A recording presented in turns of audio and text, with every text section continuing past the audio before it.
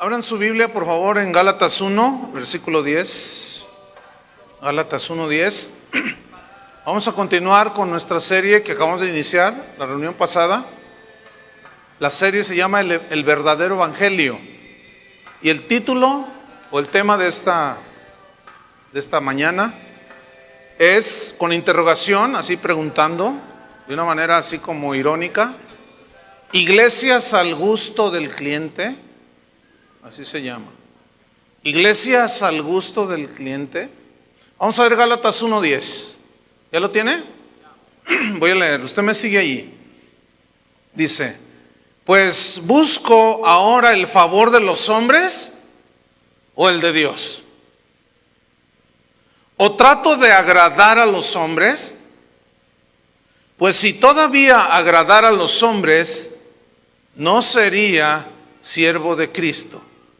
Es decir, aquel ministro de Dios que quiera agradar a los hombres no es siervo de Cristo. Y Pablo en este pasaje nos demuestra con toda claridad que jamás en su mente él tuvo la idea de agradar a la gente. Jamás en la mente del apóstol que predicaba la cruz de Cristo estaba el enseñarles un evangelio conforme al gusto del cliente. Para Pablo no existía eso de evangelio a la carta. Es como alguien que va a un restaurante y pide su comida baja en calorías, porque pues esa es la que quiere, ¿sí? Es como aquel que dice que va a un restaurante, entiéndase iglesia cristiana: a mí deme un evangelio light, pide. Otro dice: a mí deme mi platillo favorito, deme el platillo de la prosperidad. Dice, pero no le ponga nada de ingrediente, nada de ese ingrediente que sabe tan feo, es muy fuerte, se llama infierno, no le ponga de eso. ¿Y usted qué desea comer?, le pregunta el mesero, entiéndase pastor. ¿Y usted qué desea comer? A mí deme el platillo de la casa. El platillo de la casa, responde el pastor, entiéndase, el mesero, entiéndase el pastor. El platillo de la casa, sí, a mí deme el platillo de la casa. ¿Usted se refiere al platillo, las promesas de bendición? Ese deme uno, dice. ¿Con todo? Y le responde: no, por favor no le ponga nada de compromiso. No me gusta. ¿No desea un poco de santidad como aderezo? No, a mí me gusta solo, natural. En eso se acerca un trío llamado los tremendos gadarenos y le dicen: a sus órdenes, ¿cuál quiere? ¿Cuál le gusta? Entonces el cliente les pregunta: ¿se saben la alabanza aquella que dice, que habla de la supergracia? Claro, dice uno de los gadarenos. Claro, es el canto de moda en las iglesias. Es el que dice: se vale de todo, se vale de todo. Puedo hacer de todo, puedo hacer de todo. Dios es amor, Dios es amor, Dios es amor. Claro, ese es el de moda, ¿cómo no lo vamos a saber? Y al final de ese restaurante, entiéndese iglesia, hay un buzón de sugerencias que dice: aceptamos sus sugerencias porque deseamos darle un buen servicio, que usted se sienta a gusto. Nuestro deseo es que usted se sienta cómodo. Escuchen, hermanos, esto no estaba en la mentalidad del apóstol Pablo. Esto no estaba en la mentalidad de la iglesia del primer siglo. Qué atractivo y qué manera de atraer a los creyentes con un juicio como el que Dios le hizo a Zafira y Ananías dentro de la iglesia. Esa iglesia no era al gusto del cliente. Una iglesia al gusto del cliente es donde, como aquella señora que dijo una vez: ay, no me gustó la alabanza. Es que no era para usted, señora. A mí qué me importa si no le gustó. No era para usted. ¿O qué pensaban que era para ustedes la alabanza? Que algunos dicen: ay, no me gustó. Pues no era para ti. Yo quisiera que fuera más o menos así. Quisiera que predicáramos así: Hay iglesias que están haciendo encuestas entre sus feligreses y en el barrio donde están instaladas, que dicen, ¿cómo le gustaría que fuera la iglesia? Y saben que esto es real, ¿eh? Han arrojado los resultados. Que no canten tanto y prediquen más cortito. En otras palabras, hagan una misa de 15 minutos.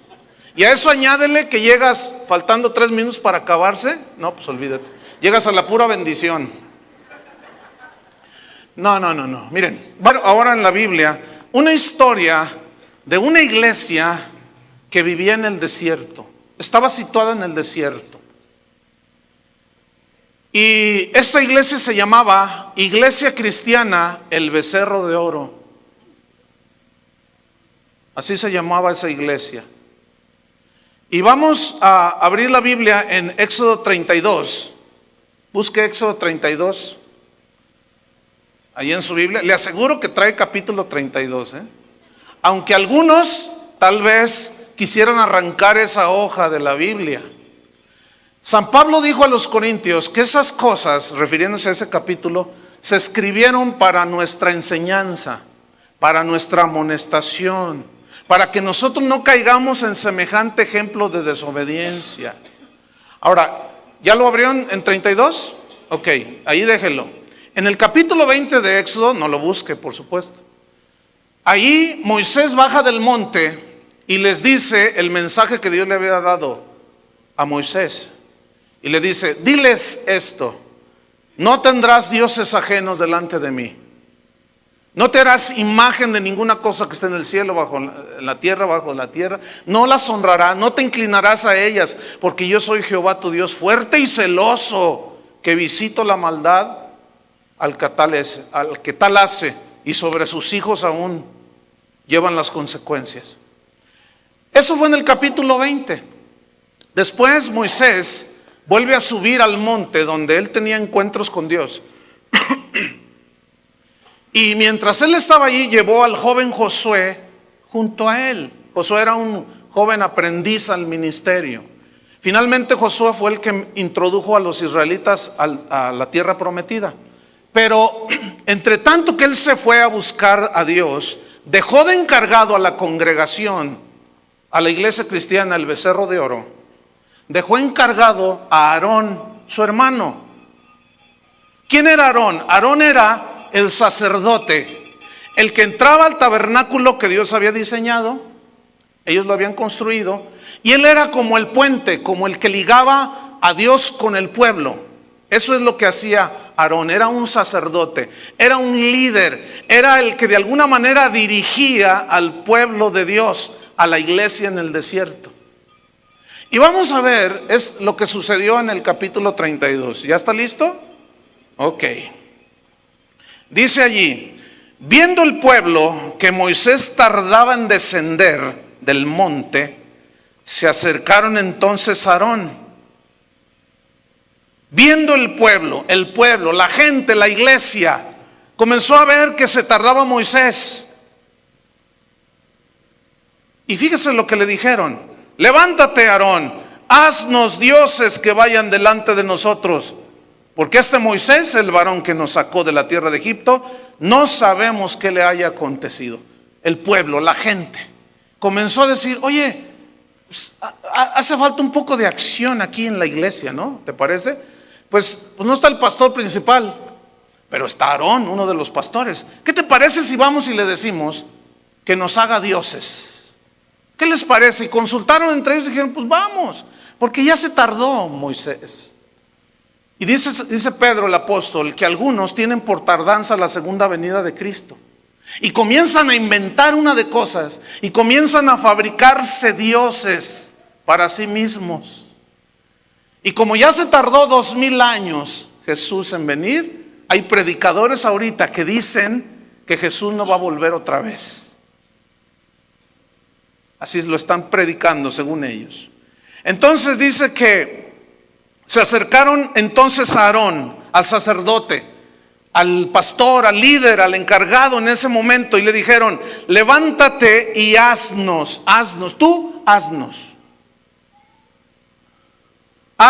dioses. Ni siquiera uno dijo, haznos dioses. Fabrícanos, invéntanos. ¿Qué les había dicho Dios en el Éxodo 20? No tendrás dioses ajenos delante de mí. No te inclinarás a ellos ni los honrarás. Sin embargo, el pueblo, diciéndole al pastor cómo querían su congregación: no nos conformamos con Jehová. Oh, Cristo, bueno, sí, Cristo, pero vamos inventando otras cosas. Y el pueblo viene con el pastor para decirle: queremos nuestra iglesia a la carta.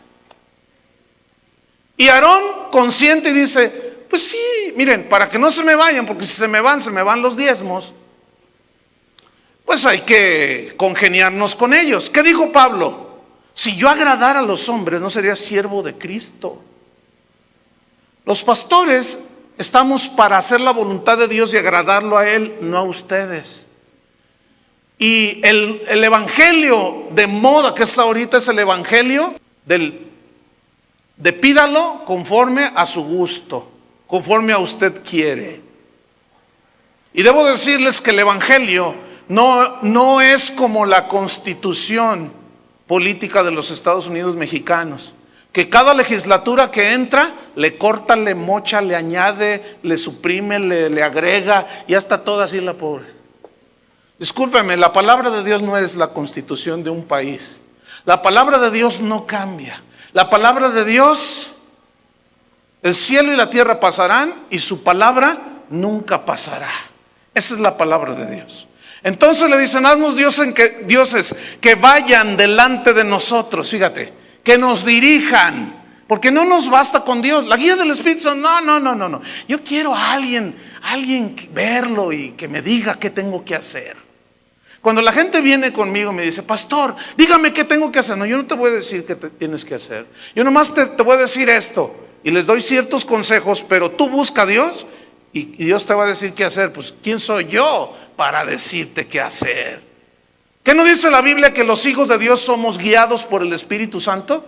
Pero a algunos no les basta y quieren dioses ajenos, personas o cosas que vean y que los dirijan y que los guíen. Entonces dice en el versículo 1, allí al final: dioses que vayan delante de nosotros, porque este Moisés, el varón que nos sacó de la tierra de Egipto, no sabemos qué le haya acontecido. Ellos estaban impacientes, ya se tardó Moisés. Y nosotros queremos acción en esta iglesia, en el desierto. Queremos milagros, queremos sentir cosas bonitas. Pero ¿para qué quieres sentir cosas bonitas? No sé, pero se siente re bonito cuando te tocan y caes al suelo. Y te quedas ahí, en un éxtasis. No, pero es que aquí parece la cosa muy muerta, ¿no? Yo quiero ver acción.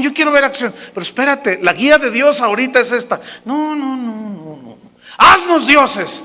Alguien que nos diga qué hacer ahora. Oye, pero si eso que están haciendo no está en la Biblia.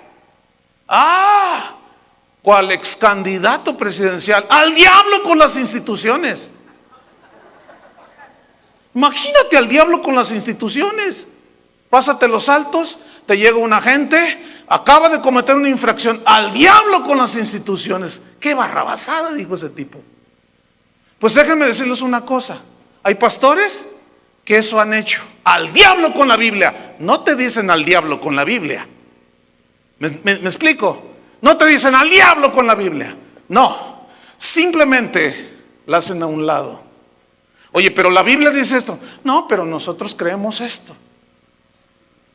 Y están como cierto personaje político. Hermanos, no podemos mandar al diablo a las escrituras.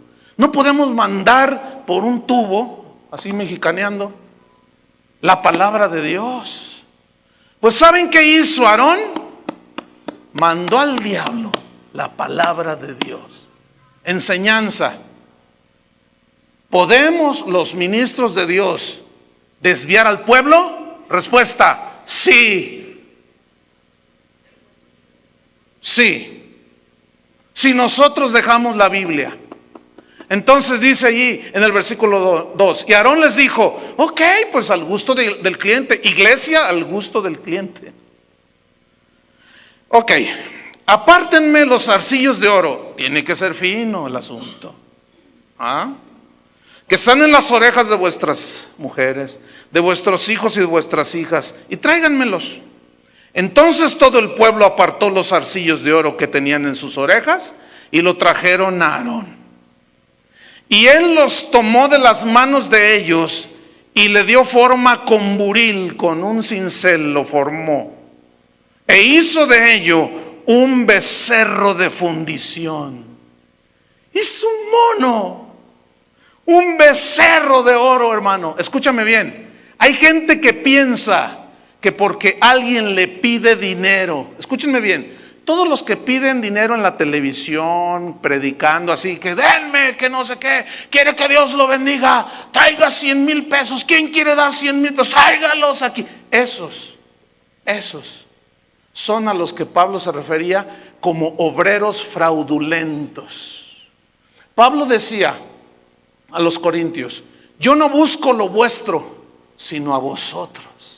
Y estos no nos buscan a nosotros, no quieren el bien de nosotros, quieren lo nuestro.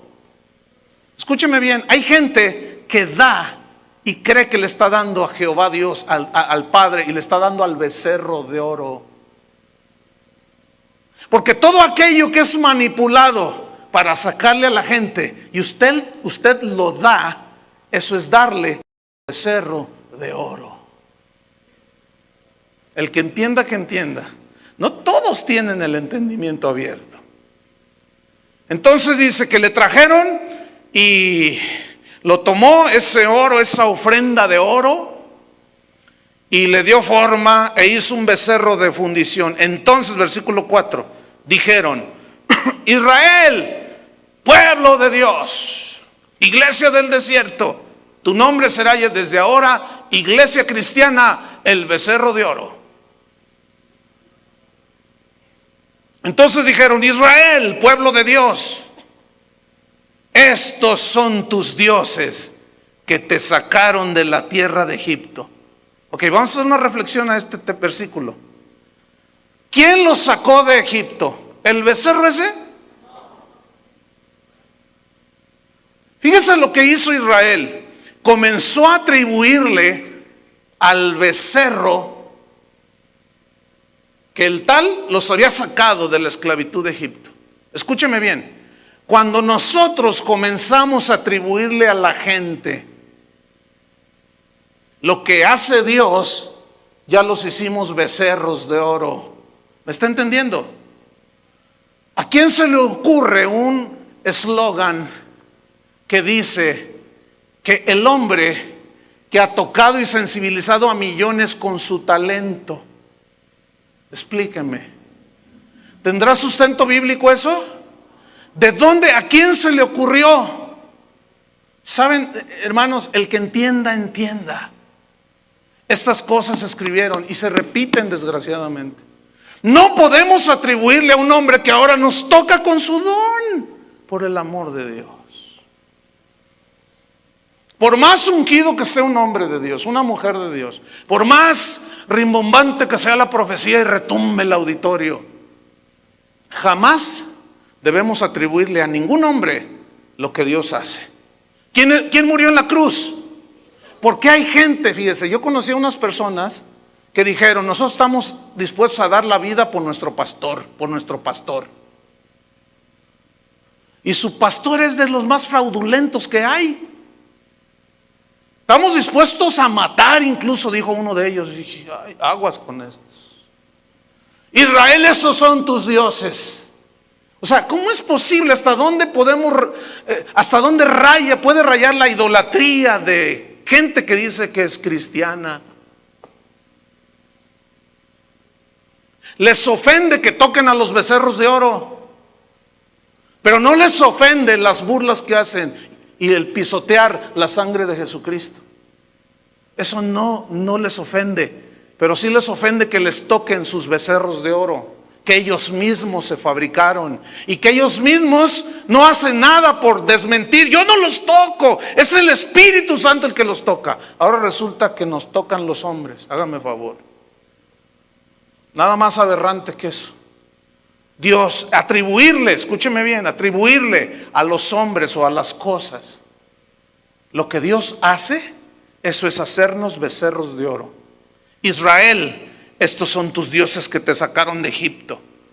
Versículo 5, viendo esto Aarón, fíjate, dijo, ay, la cosa está buena. Híjole, tengo una congregación impresionante. Eran 3 millones de judíos en el desierto. Era una congregación bastante numerosa, hermano. Pero los números no son indicativo de multiplicación divina. Porque si así fuera, pues el Papa nos gana. ¿No es cierto? Pero ¿a quién son atraídos? ¿Por qué medios son atraídos? ¿Realmente son nacidos de nuevo? ¿Realmente se les predica el evangelio de la cruz? No. Entonces, los números no indican nada. El hecho de que un auditorio esté lleno no indica absolutamente nada. Pero si la manera de ser atraídos es por la predicación del evangelio y no en una competencia con el mundo que raya en lo hollywoodense, el Calvario, hermanos, se ha vuelto un circo de 3 pistas, donde se vale de todo. El fin justifica los medios. ¿Qué me importa que venga o no en la Biblia semejante método? Oye, pero es que se lo adoptaron de allá afuera y no tiene sustento en la Biblia. Pero funciona, dicen. El fin justifica los medios. El chiste es meter gente. Y viendo a Aarón, que dijo, híjole, pues se vino el avivamiento. Mira, la gente está bien feliz. Dice, no, pues yo le sigo allí. Y estaba la iglesia cristiana, el becerro de oro, pero si bien ferviente en el espíritu, siguiente becerro. Y viendo a Aarón esto, estoy en el versículo 5, edificó un altar delante del becerro. Dijo, oye becerro, a mí se me hace que sí es cierto, que tú lo sacaste. Imagínense a Aarón, al pastor, al líder, parándose enfrente del becerro así viéndolo. Y el becerro inerme ahí.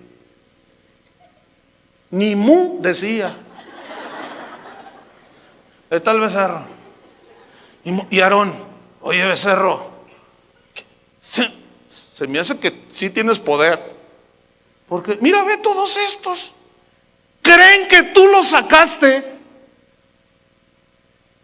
de Egipto. Voz del pueblo, voz de Dios. Lo que diga el pueblo, eso está bien. Estaba bien. Escuchen bien, ¿qué hizo Aarón? El ministro de Dios, hermano. Podemos, repito, torcer los caminos de Dios y desviarlos del camino verdadero a las ovejas de Dios. Sí, hermanos.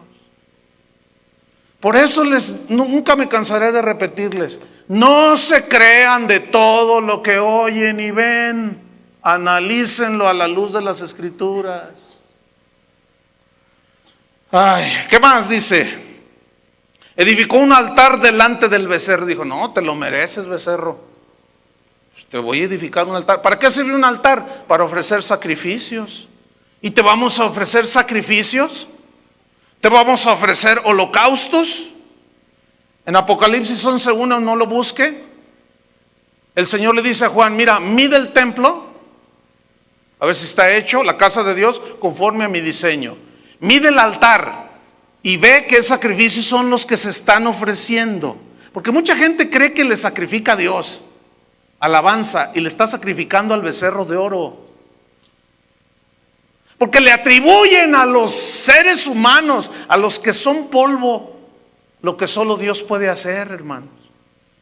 Y creen que le están ofreciendo a Jehová Dios sacrificio de alabanza. Y es incienso al becerro de oro que se regodea y al final a dar autógrafos. Uy, les encanta dar autógrafos. Yo pregunto, ¿para qué quieres el autógrafo de un becerro ahí en tu Biblia? ¿Para qué? ¿De qué te sirve? ¿Qué? Vas a abrir tu Biblia y vas a decir, ay, aquí me firmó Juan sin miedo. Ay, mira, ay.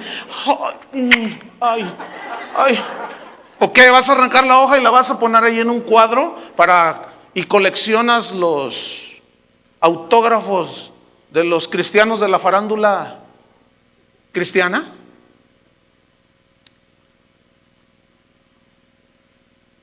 Versículo número 5. Y pregonó Aarón y dijo: mañana será fiesta para Jehová. Santo Dios. Pregunta: ¿era fiesta para Jehová? Pero ellos creían que era una fiesta para Dios. Hay muchos que creen que le hacen fiesta a Dios. Pero cuando la atribuyen a la gente, repito por enésima vez, lo que solo Dios puede hacer, ya están danzando y haciendo fiesta con el becerro, danzando alrededor de él.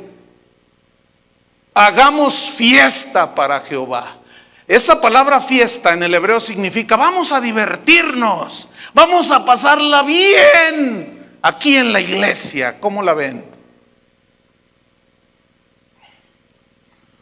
No estoy inventando, hermanos. La semana pasada, estás viendo los noticieros y te lo sacan ahí, ni modo de decir no veo, por fe no veo, pues lo estás viendo. Esto es algo público, por eso lo saco público.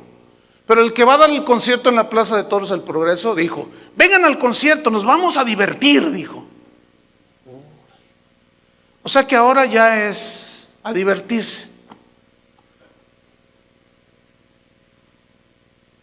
¿Qué tiene de divertido que caiga el juicio de Dios sobre Zafira y Ananías? ¿Qué tiene de divertido? ¿Tiene algo de divertido? ¿Qué tiene de divertido que los falsos profetas se metan en la iglesia? ¿Qué tiene de divertido, hermanos? Escúcheme bien, la casa de Dios no es para venir a divertirnos. La casa de Dios es para cumplir 3 propósitos por lo menos 2 cuando venimos. 1, adorar a Dios. No a danzar alrededor del becerro, ni de los talentos y un don, o dones de algún iluminado por ahí. No. Y la segunda es venir a escuchar qué dice Dios en su palabra, porque su palabra es el pan que alimenta nuestra vida. Y número 3, Dios es bueno. Si nosotros hacemos los 2 primeros, vienen milagros, sanidades, consuelo, aliento de parte de Dios, y se cumplió el propósito, ¿no? Pero nunca usted sea de los que digan: voy a la iglesia para pasarme un buen rato, porque aquí no es para pasarse un buen rato, hermano. Porque cuando a uno le dicen que fraudear es una afrenta a Dios, eso no tiene nada de divertido. Por eso a muchos y en muchas iglesias no les gusta el mensaje de la cruz. Les es locura. Por eso han mochado como han mochado la Constitución de México y la acomodan a su gusto. No digas pastor, di director. No digas Jehová, di Señor. ¿Cuál Señor? Hay un montón de señores. No digas pecado, di error. No menciones nada de los homosexuales. No digas nada sobre el adulterio. Oye, pues, ¿de qué está llena tu iglesia, mano? No, pues es que si les dices el evangelio, llamar las cosas tal y como son, ¿qué tiene de atractivo? Pero qué atractivo es. Venga, Dios lo quiere hacer rico. ¿Un milagro financiero? Sí. Traiga su lana. Pues órale, ahí va. Haga su colecta para hacer el becerro de oro. Hermano, escúchame bien, Dios no es ningún becerro de oro. Pero para nada. Esos son los dioses que nosotros mismos fabricamos. Y esos son vanidad. Y semejantes, están mudos, tienen boca pero no hablan. Como decían, ni mu decía el becerro ese. Tienen oídos y no oyen. Semejantes a ellos son los que los hacen. Se hacen a la par, fíjense. Entonces dice: hagamos una fiesta para Jehová. Versículo 6. Y al día siguiente madrugaron. Hombre, les surgía. Yo he visto cómo esto es algo continuo y seguido. Yo he visto cómo va a haber una función, alguna buena película en el cine. No, hombre, si hasta los cristianos le entran, se van 2 horas antes. Cuando van a ver a su rebaño sagrado, se van 3 horas antes. Adrián me decía: fíjate, Ayer que hubo partido que jugó el rebaño sagrado, dice, mira, faltaban 2-3 horas para empezar el partido y pues él vive allá por el estadio. Y yo salí por ahí y la gente iba así, mira. Pero con unas ganas que le echan. No, hombre, pero si 3 horas antes. Si así como le echas ganas cuando vas a ver al rebaño sagrado, un montón de chivos. Si así le echaras ganas para venir a la casa de Dios, no, hombre, van llegando a la mitad de las reuniones. Y todavía unos tienen la desfachatez de dormirse. No, tú dices, ¿qué onda con esa gente? No se puede entender, yo no lo puedo entender. Uno de mis anhelos es ver, así como hacen filas largas para entrar a los cines e ir al estadio, es ver este lugar que la gente hasta se pelea por entrar. No se ha dado. Una vez allí se dio. Y alguien me dijo, pastor, ya se le cumplió su sueño. Ciertamente fue una ocasión especial. Era un evento. Y como se hace solamente una reunión a la vez, y venía gente de fuera, pues algunos, no, yo me voy 2 horas, y había una fila impresionante. Yo dije, ay, pues ¿qué están regalando? ¿Qué? Eso se me hizo tan extraño. No, era para entrar. Yo dije, pero eso es efímero. Y madrugaron porque querían fiesta para Dios. Mira, ve qué cosa, ¿eh? ¿Qué más? No me vean feo tampoco, digo. Pues claro, esto no les gusta. Pues sí, ay, sí, ya lo dijo por mí. Sí, ay, sí.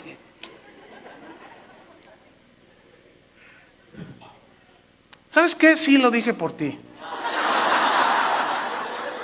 Pues sí, entonces ¿a quién le digo? No dije por doña Lupe y los hermanos que nunca entran y que siempre están allí comiendo hamburguesas con ella. Pues esos ni entran. Asómense y hay un puño que no vienen aquí así como que le hacen que son, pero no se la pasan comiendo hamburguesas.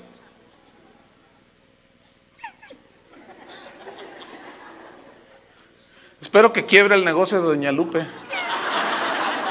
Digo, en el sentido de que pues ya no se van a salir de la predicación. ¿A qué vienen? ¿A comer hamburguesas? ¿Ven? ¿Qué más dice? Y al día siguiente madrugaron y ofrecieron holocaustos y presentaron ofrendas de paz, y se sentó el pueblo a comer y a beber. Ya está, ¿ven? Hicieron fiesta. Ahora, ¿tiene algo de malo hacer un convivio cristiano?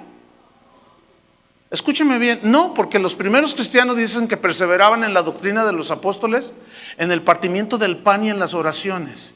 El partimiento del pan era que comían juntos y había convivencia entre ellos. Eso es sano. Y eso es plan de Dios para nosotros los cristianos. Tenemos que convivir entre nosotros. Pero nuestra centralidad de reunión es para adorar a Dios y escuchar su palabra. Y podemos hacer reuniones donde convivimos y estamos a gusto, tranquilos, pero sin sacrificar el mensaje del evangelio.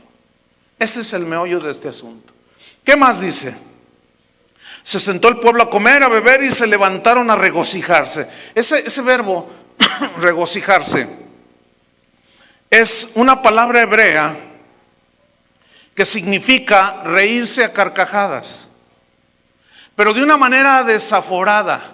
Pero la palabra hebrea implica, escúcheme bien, implica que hubo un desenfreno de tipo sexual entre los que hicieron fiesta a Jehová. En primera carta a los Corintios capítulo 10, ahí hace mención de este episodio y habla de cómo se sentaron a comer, a beber, a hacer fiesta para Jehová, pero se desenfrenaron de tal manera que cayeron en la lujuria de la carne. ¿Y qué dice qué aprendimos la semana pasada? Que no amemos al mundo ni las cosas que están en el mundo. Las cosas, repito, no son esto. Las cosas son los deseos de la carne, los deseos de los ojos y la vanagloria de la vida, de lo cual ya hablamos extensamente. Esas son las cosas que no debemos amar. ¿Y qué hizo Israel? ¿Qué hizo la iglesia en el desierto? Eso, escúcheme bien, todos los que se fabrican becerros de oro caen en inmoralidad sexual, en perversiones que ni siquiera entre los gentiles se nombra. Eso es lo más terrible. Y la gente es desviada. Y las ovejitas, pues pobres. Pobres de aquellas ovejas que tengan un líder, un pastor, como Aarón. Porque las ovejitas se dejan llevar. Ellas son de vista muy corta. Ellas no saben y piensan que porque ya les dijo el pastor ya está bien. No, hermano. Si lo que se dice en cualquier púlpito no está en la Biblia, no tienen por qué creerlo. ¿De acuerdo? ¿Qué más? Versículo número 7. Entonces Jehová dijo a Moisés: anda, desciende, porque tu pueblo que sacaste de la tierra de Egipto se ha corrompido. La palabra que se tradujo por corromperse es una palabra hebrea que significa se depravaron, se envilecieron. Significa violar, es decir, violaron la palabra de Dios, violaron los principios de Dios, violaron lo establecido por Dios. Se hicieron y le atribuyeron a algo que es obra de sus mismas manos, con una ofrenda que ellos hicieron de oro, y le atribuyeron a un becerro: este nos sacó de Egipto. Nada más necio y torpe. Versículo número 8. Pronto, dice el Señor, muy pronto se han apartado del camino que yo les mandé. Se apartaron. ¿Pero por qué se apartaron? Porque el líder quiso hacerles una iglesia al gusto del cliente, Aarón. Se apartaron, dice, del camino que les mandé, y se han hecho un becerro de fundición y lo han adorado. Porque cuando se le atribuye a algo o a alguien algo que solamente Dios puede hacer, eso es adoración, eso es un ídolo. Y le han ofrecido sacrificios y han dicho: Israel, estos son tus dioses que te sacaron de la tierra de Egipto. Versículo 9. Dijo más Jehová a Moisés: yo he visto a este pueblo, que por cierto es pueblo de dura cerviz. La cerviz es aquí la nuca, el cuello. Y dura cerviz aquí significa de cuello erguido, así. ¿Qué idea les da de un cuello erguido así? Soberbia. Pablo dice que recibamos con mansedumbre la palabra que nos ha sido predicada. Esa mansedumbre habla de una cerviz inclinada, que habla de humildad delante de Dios. Sí, Señor, lo que tú digas. Porque Dios resiste a los soberbios y da gracia a los humildes, a los que tiemblan ante su palabra. Pero el soberbio, el que tiene dura cerviz, como los 3 millones o casi todos los que estaban aquí en la iglesia cristiana, el becerro de oro, eran soberbios, eran altivos. Oye, pero porque da a entender más adelante que hubo gente, los levitas, que no consintieron con eso. Y cuando levantaron la voz: no, cállense. Esto está bueno. Yo me quedo con esto, les guste o no les guste. Oye, pero es que Dios ha dicho: no te harás imagen, no tendrás dioses ajenos. No me interesa. ¿Qué? Moisés ya se tardó, es el que nos trae el mensaje. Yo no quiero saber nada. ¿Qué más dice? Versículo número 10. Ahora pues, déjame que se encienda mi ira en ellos y los consuma, y de ti yo haré una nación grande. Fíjate lo que le dice Dios: Moisés, de ti voy a hacer una nación grande, pero hazte un ladito, porque me los voy a fundir a todos.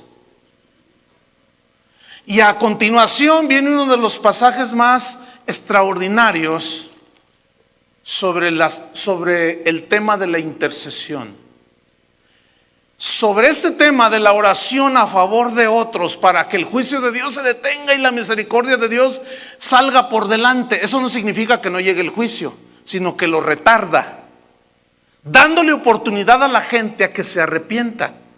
Y respecto a eso, uno de los padres de la iglesia dijo una frase que cuando yo la leí me impactó, la verdad. No es palabra de Dios, pero tiene sabiduría de Dios. Y esto lo dijo San Agustín, uno de los primeros padres de la iglesia, Agustín de Hipona. Él dijo: la oración es la fuerza a favor del hombre, pero es la debilidad de Dios. Qué interesante. Ahí va otra vez. La oración es la fuerza a favor del hombre y es la debilidad de Dios. Es decir, cuando una mujer ya no aguanta el rinoceronte del marido, es un borracho adúltero, miente, no le da para comer, o sea, la maltrata, y ya la señora ya no sabe qué hacer. Pero aún esa señora sabe que a este rinoceronte le va a ir mal. Pero fíjate el poder de la oración, que es a favor del hombre y es la debilidad de Dios. Porque cuando alguien ora con fe pidiéndole a Dios misericordia, Dios se complace en hacer misericordia. Y le dice: Señor, ten misericordia de este rinoceronte. Este merece el infierno, Señor. Yo lo sé, pero por favor, por amor de tu nombre, espérate tantito. Toca su corazón y empiezas a interceder a su favor. Mira, es solamente una expresión. Dios dobla las manos por la oración en súplica por su misericordia. Déjenme decirles algo, hermanos. Y es una verdad que yo que tengo que andarla proclamando, no es el caso. Pero yo tengo años, hermano, desde el 2001, para ser exacto.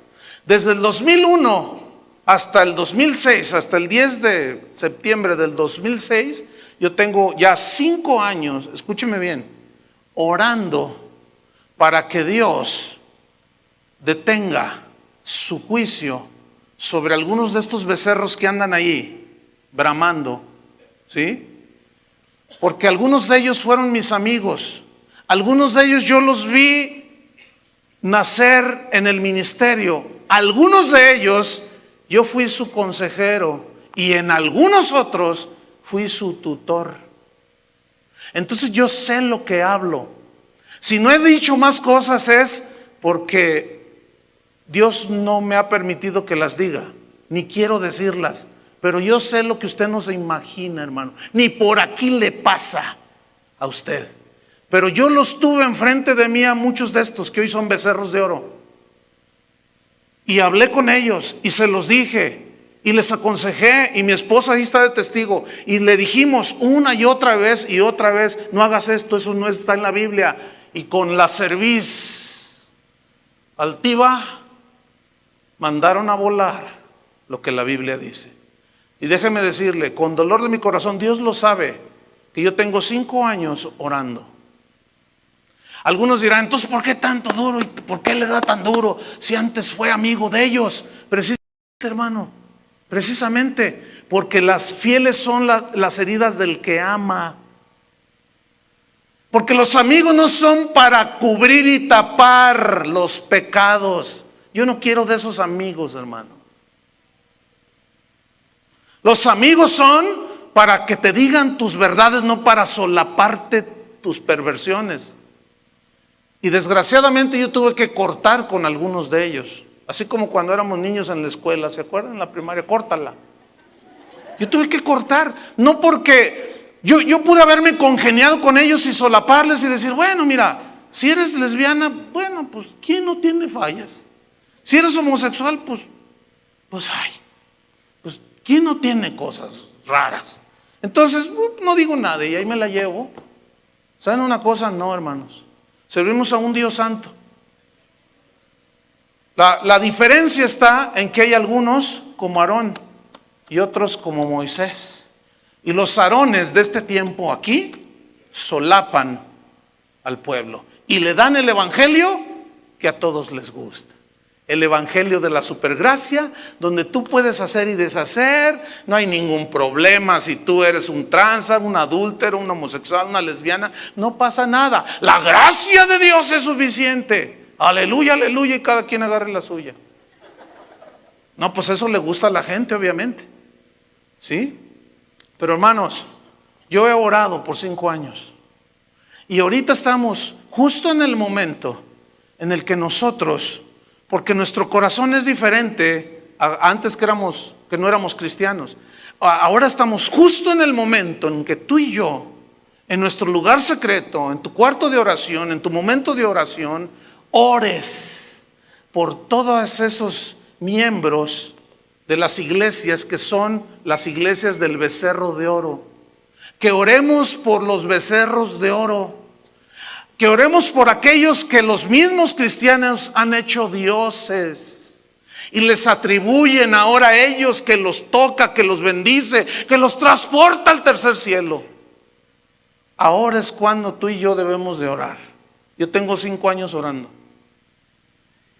He llorado, hermano. Y no te tengo que decir más, porque duele. Duele ver a las ovejas, hermano, cuando son llevadas como al matadero y no se dan cuenta que lo único que quieren es su lana, en los 2 sentidos. No se da cuenta esta gente que lo único que quieren es abusar de ellos, estos falsos apóstoles. Y como decía Pablo, yo no busco lo vuestro, sino a vosotros. Porque aún dijo, yo estoy dispuesto a gastar lo mío con placer, así dijo. ¿Cuándo, dígame, estos gastan lo suyo para venir a bendecir? ¿Cuándo gastan de lo de ellos? Al contrario, vienen por lo nuestro, pero a nosotros no nos quieren. Quieren lo nuestro, pero a nosotros es pura falacia. Lean segunda carta a los Corintios, capítulo 11 y capítulo 12. Ahí viene lo que yo les estoy diciendo. ¿Qué más dice? Versículo 11. Entonces Moisés oró en presencia de Jehová su Dios y dijo: oh Jehová, ¿por qué se encenderá tu furor contra tu pueblo, que tú sacaste de la tierra de Egipto con gran poder y con mano fuerte? ¿Por qué han de hablar los egipcios diciendo: para mal los sacó, para matarlos en los montes y para raerlos de sobre la faz de la tierra? Vuélvete del ardor de tu ira y arrepiéntete de este mal contra tu pueblo. Ese arrepentirse de Dios no es como el de nosotros, porque Dios es santo y Él no tiene de qué arrepentirse, porque Él es santo. Nada más que el problema es en la traducción. Pero aquí significa que Dios decidió al final, por la intercesión de Moisés, no derramar su ira en ese momento. Les dio tiempo para arrepentirse. Pero sigamos en la historia. Vamos hasta el versículo 15. Porque en el 14 dice que Jehová se arrepintió pues del mal que había de hacer a su pueblo. Y volvió Moisés y descendió del monte, trayendo en su mano las 2 tablas del testimonio. Las tablas escritas por ambos lados, de uno y otro lado estaban escritas. ¿Qué estaban escritas en esas tablas de piedra? Los 10 mandamientos. Los 10 mandamientos de la ley de Dios son 10. Los mandamientos de la ley de Dios son 10, ¿se acuerdan? Primero, ¿cuál era el primero? Le mocharon, ¿se acuerdan? Le mocharon, pero allá en la doctrina le mocharon. No tendrás dioses ajenos delante de mí, pero nunca nos dijeron de otra cosa, no nos explicaron. Bueno, eran los 10 mandamientos escritos en tablas de piedra. Y Moisés baja con los 2, imagínense 2 piedrotas así. El descenso era pesado. Y ahí va Moisés. Versículo 16. Y las tablas eran obra de Dios. Ese libro que tienes en tus manos, si es que lo trajiste. Ese libro es obra ¿de quién? De Dios. Y esas tablas eran obra de Dios. Y la escritura era escritura de Dios, grabada sobre las tablas. Cuando oyó Josué el clamor del pueblo que gritaba, dijo a Moisés: alarido de pelea hay en el campamento. Fíjate, era tal el ruido que hacían en la fiesta para Jehová, que Josué dijo: alarido de, se están peleando en el campamento del Reforma. 18. Y él respondió: no, Josué, no es voz de alaridos de fuertes, ni voz de alaridos de débiles. Voz de cantar oigo yo. Y aquí hay un principio muy importante. Aquí vemos a un Moisés que tipifica y simboliza al líder que ha madurado, que tiene el discernimiento al 100%, que han pasado los años, que Dios lo ha tratado, Dios lo ha quebrantado, Dios lo ha doblado, ha humillado su orgullo, todo, y lo ha hecho un siervo de Dios. Lo mandó 40 años al desierto para formarlo, y algunos creen que con un titulillo de doctor en teología ya son los grandes ministros. Permítame que me ría. Eso en internet es re fácil agarrar un doctorado en teología. Es más, a usted se lo puede inventar. No, hermano, el siervo de Dios no lo hace un papel. Y ahí está Moisés. Pero está Josué, que es el que simboliza al aprendiz para el ministerio. Y se nota claramente el discernimiento de Josué. Estaba muy chiquito.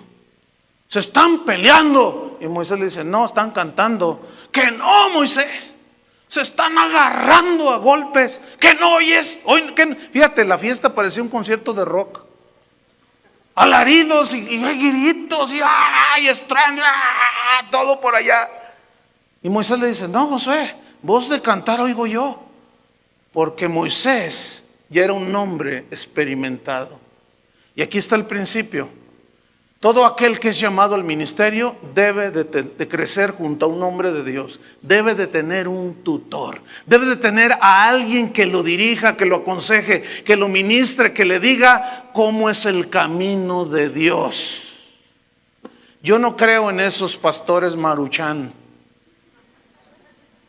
que piensan que toman un curso de 6 meses, tienen 5 de convertidos y a los 6 meses y al año ya son pastores.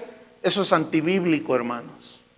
La Biblia dice no un neófito, y un neófito es un inexperimentado, tanto en su comunión con Dios, como en el conocimiento de la palabra de Dios, y como en experiencia en el ministerio y su formación.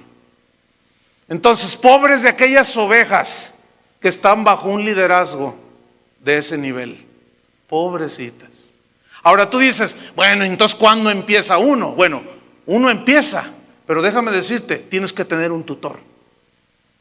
Tienes que tener un Moisés que sea un verdadero hombre de Dios y que no te enseñe las mañas de cómo sacarle el dinero a la gente. ¿Saben qué dijo una pastora hace unos días? Dijo, no nos hagamos, la iglesia es un negocio. Y tú eres el cliente. ¿Y la mercancía qué crees que es? Las promesas de Dios. Las promesas del Señor mías son. Las promesas del Señor mías son. En la Biblia yo las leo y yo sé que es la verdad. Las promesas del Señor mías son. ¿Les gustó esa? ¿Quieren un poco de aderezo de compromiso? Digan no. Bueno, ok, está bien, al gusto del cliente. ¿Quieren un poco de aderezo de santidad? Algunos sí y otros no.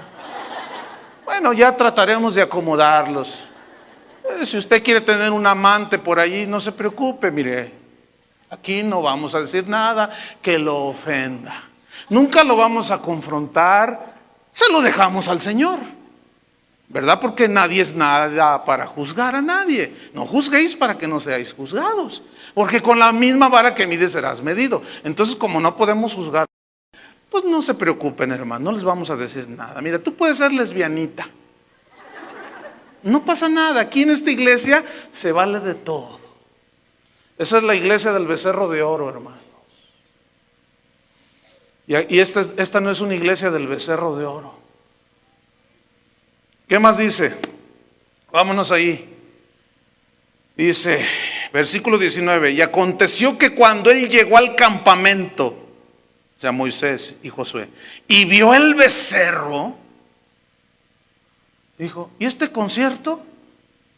¿Y esto qué es? Porque vio, fíjate lo que dice, y vio el becerro y las danzas. O sea, estaba involucrada música. Supuestamente era para Dios. La palabra que se tradujo danzas es una palabra hebrea que significa dar vueltas en movimientos corporales alrededor. Es como cuando hacen las panderistas aquí, una rueda, un círculo. Esa es una expresión bíblica, fíjese, de alabanza. Y ello es la misma palabra que se tradujo aquí por danzas, dando vueltas alrededor. Cuando es alabanza a Dios, nosotros nos estamos regocijando en Dios. Como hace un rato, ¿cuántos se gozaron hace un rato? Libre soy del pecado. No, hombre, pues hasta el tullido le hacía así, cuando menos, ¿no? Y nos gozamos y no danzamos alrededor de ningún becerro, ni le atribuimos a nadie que nos hizo libre ni nos tocó, solo a Dios. Y esa expresión de alabanza es genuina.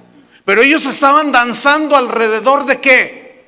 Del becerro de oro, de lo que ellos mismos fabricaron y le atribuyeron las cosas.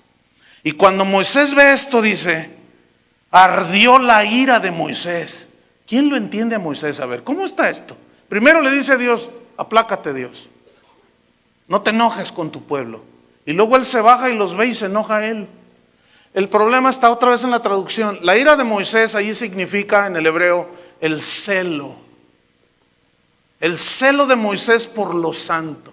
El celo de Moisés les había dicho en el capítulo 20, así ha dicho Dios, me lo dijo, yo estuve cara a cara con Dios. Y me dijo, dile a mi pueblo, no tendrás dioses ajenos delante de mí. No te inclinarás a ellos ni les honrarás. Y esas dos palabras significan, no habrá nada de sombra entre tú y yo. No pongas en medio de entre tú y yo nada que te quite de la vista que solo Él merece. Eso significa. Entonces ardió el celo de Moisés. Y Pablo en segunda carta a los Corintios, capítulo 11, les dijo a los Corintios, porque yo los celo con celo de Dios. Pues porque yo los he querido desposar como una esposa virgen a Cristo. Pero me temo que como la serpiente con su astucia engañó a Eva, así vuestros sentidos sean extraviados de la sincera fidelidad a Cristo. ¿De la qué? Sincera fidelidad a Cristo.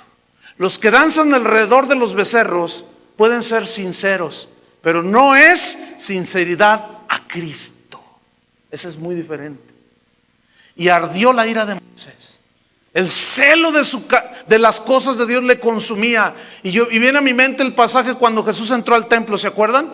Y vio todo aquello y dijo, han hecho de la casa de mi padre una casa de mercado. Y tomó un látigo y haciendo un azote de cuerdas los corrió a todos, porque el celo de su casa lo consumía. Durante la semana, leyendo el periódico, agarré la sección de deportes. Por cierto, es la última que leo. Y decía ahí, ya salió la verdad de por qué el francés Zinedine Zidane cabeceó al italiano durante el mundial. Y yo me puse a leer la nota. Resulta que estaban jugando ya la final y el italiano jaló al francés de la playera. Y el francés le dijo, si quieres al final te la doy. Entonces el italiano ya confesó qué fue lo que le dijo y del por qué lo agredió. Y dice, entonces yo le respondí, mejor dame a tu hermana. Así dice el diario. Entonces dice que fue cuando se ve en la televisión que se regresó y lo enfrenta y lo descuenta de un cabezazo. ¿Saben por qué se ofendió tanto Zinedine Zidane? Esa es la justificación que él puso. Porque su hermana no solo es su hermana de sangre, es su amiga. La quiere mucho. Tiene que ver con su representación como jugador. Fíjate, el celo que manifestó este jugador de fútbol cuando agredió a alguien al cual él amaba. Si le hubieran dicho algo de su mamá, lo agarra a patadas al francés. Y algunos de ustedes se ponen así cuando alguien les dice algo acerca de su mamá o de su abuelita, ¿verdad que cala? ¿Sí o no? Y se ponen, ay, no más porque soy cristiano. Y dice, sí, sí. Y le sale un celo así impresionante. Pero escuchen, ven que predicadores se burlan del evangelio, se burlan de Jesús, se burlan de la sangre de Cristo, le atribuyen a los becerros que ellos nos tocan, y ustedes se quedan bien pasivos, ¿sí? Como si nada. Hermanos, cuando menos deberían de sentir un poquito de celo y decir, ¿qué se cree este? ¿Qué se cree este? Pero no, nos hace falta el celo de Dios, hermanos. Porque ¿sabes qué es lo que hace el celo de Dios? Guarda lo santo de Dios. Y deberíamos de tener más celo de Dios, hermanos, por guardar lo que está en la palabra de Dios. Se ha perdido. Hoy cualquier